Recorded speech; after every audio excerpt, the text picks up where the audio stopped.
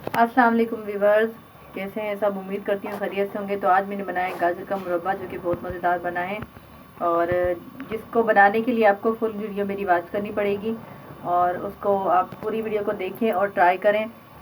और ये गाजरों का सीज़न है तो गाजर सेहत के लिए बहुत अच्छी है। सबको मालूम होता है कि गाजर जो होती है, डॉक्टर बताते हैं, खून की कमी को पूरा करती है। और जिस तरह हम देसी घी बटर वगैरह का यूज़ करते हैं तो गाजर का यूज़ भी इस तरह से ही करें, क्योंकि इसमें भी फुल एनर्जी है। और अपने बुज़ुर्गों को बना के खिलाएं, बच्चों को दें, नहार में इसका इस्तेमाल करें तो माशाल्लाह बहुत अच्छे इसके रिज़ल्ट आएंगे।